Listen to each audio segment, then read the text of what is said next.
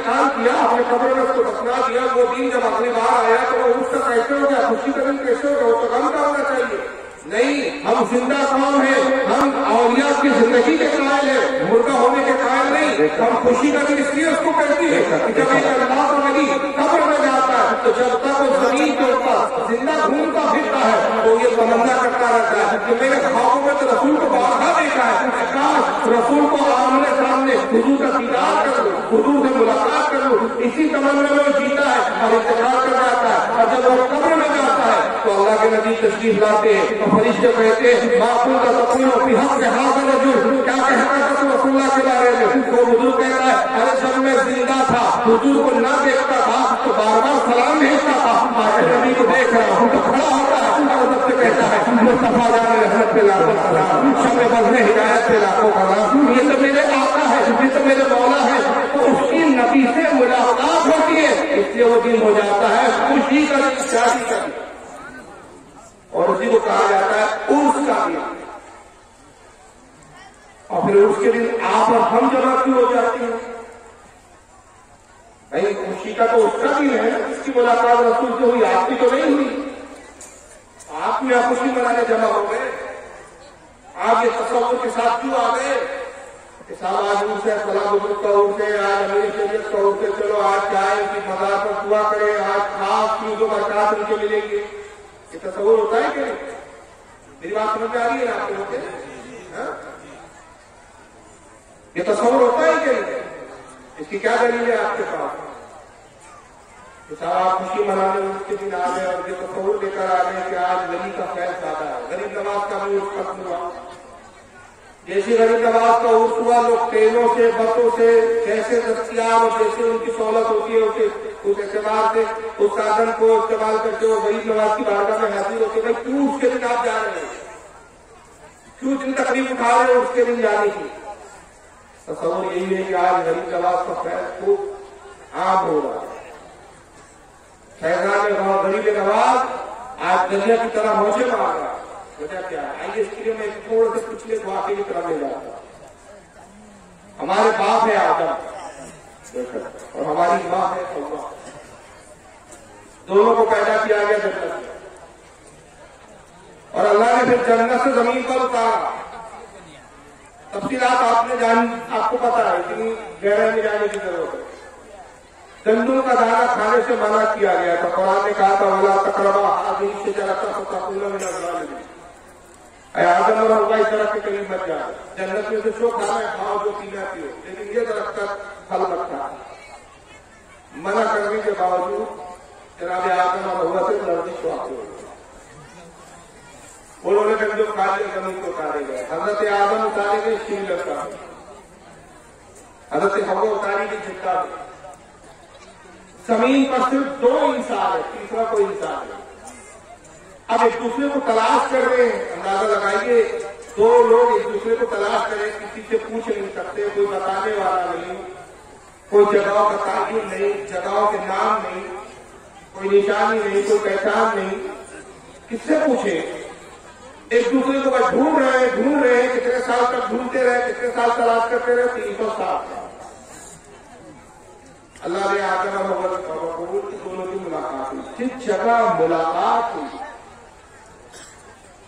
جس جگہ یہ دونوں ملے، وہ جگہ کا نام ہے عرفات. عرفات کے معنی ہوتے ہیں ملنے کی جگہ، ملاقات کی جگہ. اور جب آدم اور حوا ملے تو حضرت آدم ہمارے باپ نے کیا کیا؟ 360 سال کے بعد اپنی بیوی سے ملے تو یہ نہیں ہوا کہ خوشی سے گلے لگا لیا ہو، اپنی حاجت پوری کی ہو، جی نہیں، بلکہ ہمارے باپ آدم کا تصور دیکھے کہا کہ میری شریک کی حیات ہے حوا، اللہ نے اپنے فضل و کرم سے 360 سال کے بعد یا 365 سال کے بعد ہمیں اور تمہیں ملایا، تو کیوں نہ آج کی رات ہم اللہ کے شکر میں گزار دیں. پوری رات میاں بیوی نماز پڑھتے رہے، شکر کرتے رہے. اللہ کو یہ بڑی پسند آ گئی کہ 360 یا 365 سال کے بعد ملے اور تب بھی یہی عبادت میں مشغول ہو گئے. کہا کہ اے آدم اور حوا، تمہاری طرح سے میں اتنا راضی ہوا کہ امت محمدیہ کو جب مبعوث کروں گا، سب سے افضل ترین امت کو بھیجوں گا، تو عرفات میں ٹھہرنا اور عبادت کرنا حج کا حکم بنا دوں. سبحان اللہ. اب آپ عرفات میں رکے ہوئے ہیں، آپ آپ کی بیوی آپ سے بگڑی نہیں ہے، مگر آپ اپنے باپ آدم اور حوا کی ملاقات کو یاد کریں۔ اور آقا فرماتے ہیں، رسول اللہ کی حدیث آتی ہے یہاں پہ، حضور نے فرمایا کہ جو عرفات میں رکے، ایک رات قیام کرے، اپنے باپ آدم اور اپنی ماں حوا کی سنت ادا کرتے ہوئے عبادت میں رات گزار دے، اور اس کے بعد پھر وہ جو بھی دعا مانگے اللہ تعالیٰ اس زمین پہ مانگی ہوئی دعا کو رد نہیں فرماتا، جو چاہے دعا مانگی جائے وہ قبول فرماتا ہے پروردگار عالم۔ سوال یہ پیدا ہوتا ہے کہ عرفات میں مانگی ہوئی دعا کیوں قبول ہو رہی ہے، اس کی مقبولیت کی رسول اللہ گارنٹی کیوں لے رہے ہیں؟ تو گارنٹی اس لیے لے رہے ہیں کہ جگہ تو وہ عام تھی، مگر اس جگہ میں تاثیر کیا ہوئی کہ اس جگہ پہ کھڑے ہونے والا دعا مانگے، دعا قبول ہو رہی ہے، تو یہ تاثیر جگہ میں کیسے پیدا ہوئی؟ پیدا اس طرح ہوئی کہ حضرت آدم ہے نبی، حوا ہے ولیہ، ایک نبی اور ولی ایک مقام پر ملے، جب نبی اور ولی جس جگہ ملتے ہیں وہ جگہ اتنی متبرک اور برکت والی ہو جاتی ہے کہ وہاں جو دعا مانگے اللہ قبول کر لیتا ہے۔ تو پتہ چلا کہ نبی اور ولی کی ملاقات جس جگہ ہو وہ جگہ برکت والی ہوتی ہے۔ تو ایک صاحب قبر کی طرف جائے، ایک اللہ کا ولی امت کا ولی قبر میں گیا، نبی کی آمد ہوئی، ولی جا رہا ہے، نبی آ رہے ہیں، دونوں کی ملاقات ہوئی، اور جہاں ملاقات ہوئی وہ جگہ دعا کی مقبولیت کی جگہ بن جایا۔ اب اس لیے کہا کہ جس دن نبی اور ولی ملے، یہ خوشی کا بھی دن ہے، ولی کی مسرت کا دن ہے، اور اس مسرت میں آج ولی اپنے اللہ کے دیے ہوئے خزانوں میں سے نعمتوں کو لٹا رہا ہے۔ اور آؤ ولی کی بارگاہ میں اس کے موقع پہ دعا مانگو، تاکہ جب تم دعا مانگو تو اللہ تعالیٰ تمہاری دعاؤں کو قبول کر لے۔ یہ وہ جگہ ہو چکی ہے کہ جہاں نبی اور ولی ملے ہیں، جگہ میں تاثیر ہو گئی ہے کہ آپ اس جگہ کھڑے ہو کر جو دعا مانگی جائے گی اللہ تعالیٰ قبول کرے۔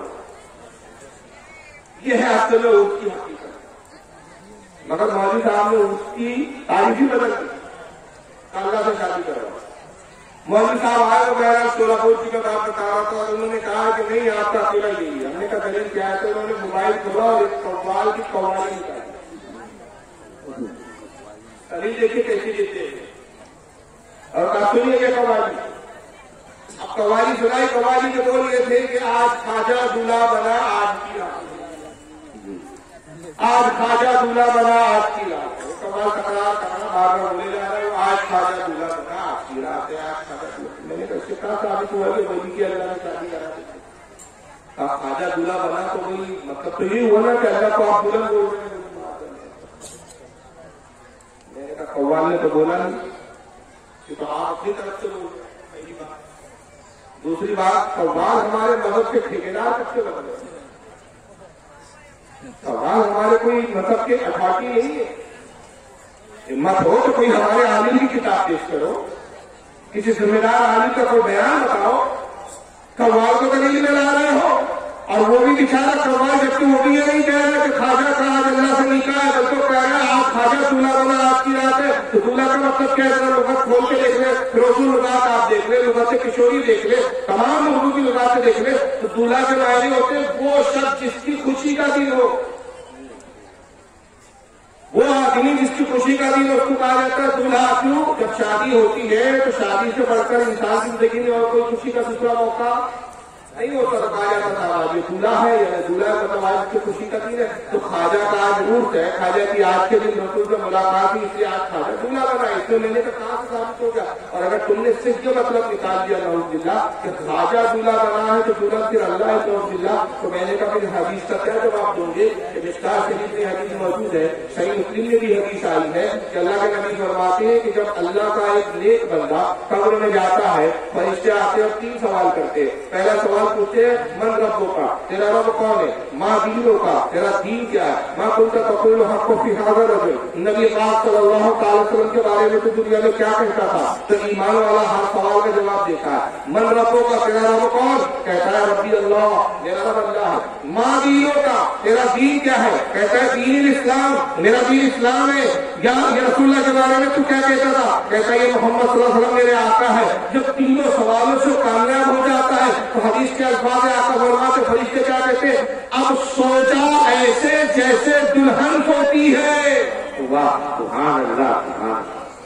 تو اب اس حدیث کا کیا جواب کہ فرشتہ کہہ رہا سو جائے سے دلہن سوتی ہے، تو اگر اس کو دلہن مانے تو تیرے باطل عقیدے کے مطابق معاذ اللہ کہ اللہ دلہا بن گیا ہے. تو وہابیوں کی عقل ہوتی ہے گھٹنے میں، لیکن ہوتا کیا ہے اصل میں منافقت بھری ہوئی ہے. تو بدنام کرنے کے لیے پالیسی اختیار کی گئی ہے کہ لوگوں کو ورگلاؤ، جھوٹ بولو، داڑھی رکھ کر جھوٹ بولو، حرم میں بیٹھ کر جھوٹ بولو، تاکہ جب جھوٹ بولے تو لوگوں کو یہ سمجھ میں آئے کہ صاحب ہاں یار واقعی بریلیوں کے اتنے عقیدے گندے ہوں گے. اسی وجہ یہی تو وجہ ہے کہ صاحب جو ہے بیچارے یہ لوگ اصلاح کے لیے نکل پڑے ہیں اور لوگوں کو سمجھاتے ہیں. اب آئیے دوسرا الزام کیسے لگایا جاتا ہے کہ ذاکر نائک کو آپ کو مزار کو پوچھنا غلط ہے، حرام ہے. دیکھیے اب میں روک دیا ہے، ابھی ویڈیو باقی ہے، لیکن جملے پہ ان کے بحث کریں گے ہمیں چاہیے. پھر تو مزار کو پوچھنا غلط ہے، حرام ہے. میں نے کہا وہابی بڑھانے کے لیے، وہابی بڑھانے کے لیے کیا اصول اپنایا گیا؟ پہلے جھوٹے الزام، یہ جھوٹا الزام لگا دیا. انہوں نے کہا مزار کو پوچھنا غلط ہے. مزار پہ کون لوگ جاتے ہیں؟ سنی نہیں جاتے ہیں نا، وہابی تو نہیں جاتے ہیں. تو سنی مزار پہ جاتے ہیں، تو یہ اس کو کیا کہہ رہا ہے؟ مزار کو پوچھتے ہیں. یہ پہلا الزام. آگے سے میں جانتا ہوں کہ کئی مسلمان انجانے میں علم کی کمزوری کی وجہ سے وہ مذہب پہ جاتے ہیں. اور میرا یہ کہنا ہے کہ ووٹ کا کلچر جو ہے، یہ کلچر ہماری زندگی میں آ جاتا ہے. اور ہمارے باپ دادا پہلے کہیں نہ کہیں ہندو تو ہوں گے، تو ہمارے باپ دادا جاتے تھے مندر، تو ابھی جا رہے ہیں مزار میں. اب سے تبدیلی جا رہی ہے. اب دیکھیے کتنے سارے الزام لگائے. انہوں نے کہا ذاکر نائک صاحب کہتے ہیں کہ مزار کو پوجنا غلط ہے. پہلا جملہ یہ. پھر دوسرا جملہ میں جانتا ہوں لوگ غلط فہمی کی وجہ سے، کم علمی کی وجہ سے علم نہیں ہوتا اس لیے مزار پر جاتے ہیں. یعنی جو مزار پہ جاتے ہیں وہ لوگ کون ہوتے ہیں؟ کم علم لوگ ہوتے ہیں، جاہل لوگ ہوتے ہیں. تو آپ جتنے امیر شریف کے اس میں آئے ہیں بقول ڈاکٹر ذاکر نائک کے سب جاہل بیٹھے ہیں. اور جتنے بھی جا کے قبر پہ گئے اور زیارت کر کے آئے سب نے مزار کو پوجا ہے، سب نے مزار کو پوچھ کے آئے. میں جانتا ہوں کہ کم علمی کی وجہ سے لوگ مزار پر جاتے ہیں اور کلچر مل جاتا ہے، کلچر مکس اپ ہو جاتا ہے. ہمارے باپ دادا پہلے کہیں نہ کہیں جو ہندو تھے وہ جاتے تھے پہلے مندر، اور اب جا رہے ہیں مزار. یعنی ذاکر نائک کے نزدیک مزار اور مندر میں کوئی فرق اور بختی دیکھتی نہیں. آئیے پہلی پہلی بات کا جواب دوں. میں بڑی ذمہ داری سے کہتا ہوں اگر ان وہابیوں نے واقعی اپنی ماں کا دودھ پیا تو ثابت کریں کہ کون سا سنی ہے جو کسی مزار کو پوجتا. آپ مزار کو پوچھتے ہیں؟ بولو. امیر شریعت کی مزار پر حاضر ہوئے تو کہا ہو نمو نمو امیر شریعت، آرتی اتاری آپ گھنٹہ بجایا وہاں کیا کیا؟ فاتحہ میں کیا پڑھا؟ قرآن پڑھا نا. شلوک تو نہیں پڑھے آپ نے؟ مہابھارت اور گیتا کے شلوک تو نہیں پڑھے آپ؟ گرنتھ تو نہیں پڑھا آپ نے؟ قرآن پڑھا نا، اللہ کی کتاب پڑھی. اور قرآن پڑھ کے آپ نے کہا اللہ جو کچھ بھی میں نے کلام الہی پڑھا اس پر جو کچھ اجر و ثواب ہے میں امیر شریعت کی طرف منسوخ کرتا ہوں، اس کا ثواب امیر شریعت کی روح کو پہنچا. آپ نے پوجا تو نہیں کی، لیکن ذاکر نائک جاہل کو وہ پوجا نظر آ رہی ہے. ہو سکتا ہے پھر کل کہہ رہے صاحب ہم نے پوجا وہ فاتحہ دینے کو نہیں کہا، قرآن پڑھنے کو نہیں کہا. آپ مزار کو چومتے ہیں اور چومنے کے لیے سجدے جیسی کیفیت میں چلے جاتے، اس کو پوجنا ہے. تو جواب میں کہوں گا کہ یہ پوجنا اور ہوتا ہے، چومنا اور ہوتا ہے. چومنے کو پوجنا نہیں کہتے. اگر چومنا پوجنا ہو جائے تو ذاکر نائک کی بھی پجاری ہے. اب میں کھل کر نہیں بولوں گا اور سے وہاں بھیجنے کرتے آپ سمجھ لو کہاں پوجا کی ہوگی. چومنا اگر پوجنا ہے تو ذاکر نائک کی پجاری ہے. کہ آدمی محبت میں اپنی اولاد کو چومتا ہے تو کیا پوجا کرتا ہے؟ ایک آدمی اپنے بچے کو چوم رہا ہے، مجھے کیوں چوم رہے ہیں؟ تو کہہ رہا یہ محبت ہے. پتا چلا چومنا محبت کی نشانی ہوتا ہے، پوجنا نہیں ہوتا. تو ہم ولی کی مزار کو اگر چوم لیں یا قبر کو کی چادر کو چوم لیں تو یہ پوجتے نہیں ہیں بلکہ چومنا محبت کی دلیل ہے، اور یہ صحابہ سے ثابت ہے۔ حضرت ابو ایوب انصاری امام حاکم نے المستدرک حدیث کی کتاب اس میں لکھتے ہیں کہ حضرت ابو ایوب انصاری رسول اللہ کے روضے پر جاتے تھے اور حضور کی قبر کو چومتے تھے، بوسے دیتے تھے۔ ایک مرتبہ مروان وہاں سے گزرا، یہ انتہائی بدبخت تھا، مدینے کا گورنر تھا، صرف 3 قسم کا آدمی تھا، شاہی قسم کا آدمی تھا، سخت آدمی تھا۔ تو جب وہاں سے گزرا اس نے دیکھا کہ حضرت ابو ایوب انصاری مزار پہ لکھتے ہوئے ہیں اور قبر رسول کو چوم رہے، تو اس نے کہا کہ ماں پسنا ایسا کہ کیا کر رہا ہے تو یہ شرک کر رہا ہے، یہ قبر کو پوج رہا ہے، بدعت کر رہا ہے۔ اس کا مطلب وہی تھا۔ حضرت ابو ایوب انصاری نے سر اٹھایا، جواب کیا دیا، حدیث کے الفاظ سنو کتنا منہ توڑ جواب دیا انہوں نے، اور عقیدہ اہل سنت کی کیسی ترجمانی کی۔ کہا کہ جناب ہاں میں جانتا ہوں، میں طے کر رہا ہوں جی کو رسول اللہ صلی اللہ علیہ وسلم ولم آکل حجر، میں رسول اللہ کے پاس حضور سے ملاقات کے لیے آیا ہوں، کسی پتھر کے ڈھیر کے پاس نہیں آیا۔ یہ پتھروں کا ڈھیر نہیں ہے جو تم سمجھ رہے ہو کہ میں اس کو چوم رہا ہوں، تو میں پوج رہا ہوں۔ یہ 1400 سال پہلے حضرت ایوب انصاری نے بتایا۔ مختلف کتابوں میں ادب المفرد میں امام بخاری نے لکھا اس کو، حتیٰ کہ واقعوں کے بہت بڑے علامہ شوکانی اور ابن تیمیہ نے بھی اپنی کتابوں میں لکھا کہ حضرت عبداللہ ابن عمر صحابی رسول ہے، فاروق اعظم خلیفہ دوم کے بیٹے، کی عادت کریمہ تھی کہ جب وہ کسی سفر پہ جاتے تو سب سے پہلے رسول اللہ کی قبر پر سرکار کی قبر پر آ کر سلام کرتے، پھر اپنے حضرت ابو بکر کی قبر پر آتے سلام کرتے، اپنے والد حضرت عمر کی قبر پر آتے سلام کرتے، اور پھر مسجد نبوی میں آتے اور اس ممبر پر ہاتھ پھیرتے جہاں رسول اللہ کی تشریف آوری ہوتی، حضور کے جہاں جسم مس ہوتا، ہاتھ پھیرتے، اپنے ہاتھوں کو بوسا دیتے، اپنے جسم پر ملتے۔ پوچھا گیا عبداللہ آگے کیوں کرتے؟ کہا یہ متبرک ممبر ہے، یہ وہ مبارک ممبر ہے جس پہ رسول اللہ کا جسم اثر لگا، اس لیے میں برکت کی نیت سے اس کو چوم دیتا، ممبر کو چومتے تھے۔ تو کیا حضرت عبداللہ ابن عمر کو آپ ممبر کو پھٹوا پاؤ گے؟ ابو ایوب انصاری کو قبر پھٹوا پاؤ گے؟ یہ دوسرا ذاکر نہیں کہتا ہے کہ جہالت کی بنا پر لوگ کم علمی کی بنا پر قبر پہ جاتے ہیں اور کلچر مل جاتا ہے، ہندو مسلم کلچر مکس ہو گیا ہے۔ پہلے ہمارے باپ دادا ہندو تھے، پہلے مندر جاتے تھے، اب مزار پہ جا رہے ہیں، اس کی وجہ سے یہ عادت پڑی ہوئی ہے۔ اور کم علمی کی بنیاد پہ جاتے ہیں تو نعوذ باللہ قبر پہ جانا اگر کم علمی ہے تو میں کہتا ہوں اس سے بڑا جاہل نہیں، اس لیے یہ الزام ہم پر نہیں بلکہ رسول اللہ پر لگایا ہے۔ اس لیے کہ قبر پر جانا یہ رسول اللہ کی سنت ہے۔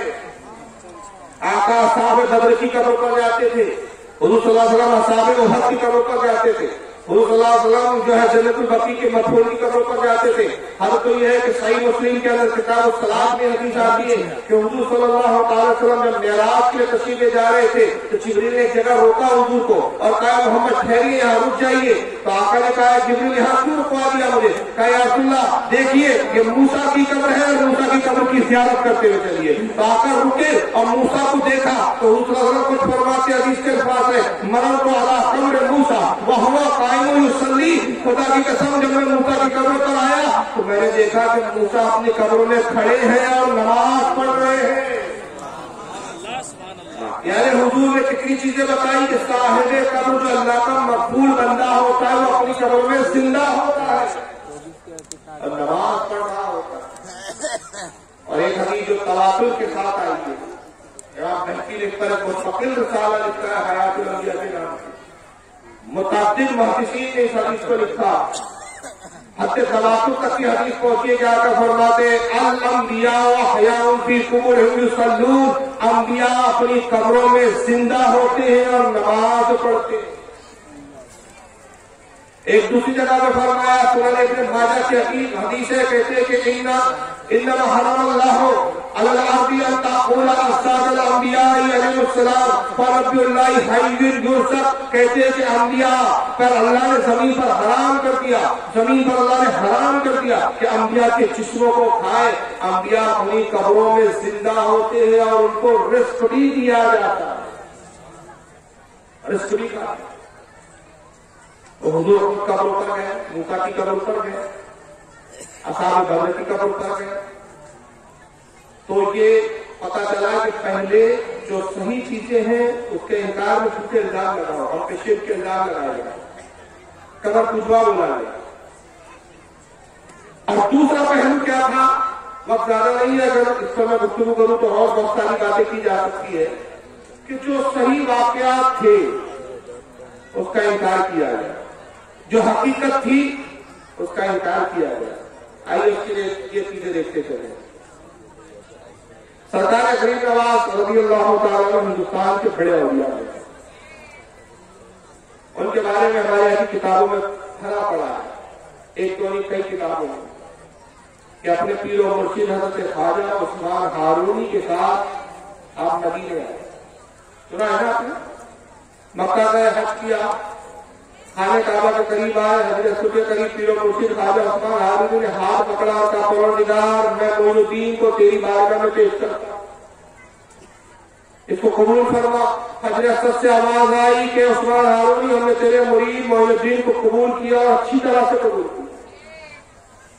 फिर ख्वाजा मोइनुद्दीन चिश्ती हजरत ख्वाजा गरीब नवाज को आपके पीर और मुर्शिद ख्वाजा उस्मान हारूनी मदीने लाए, रसूलुल्लाह के रोज़े पर लाए और कहते साहबजादे सलाम करो।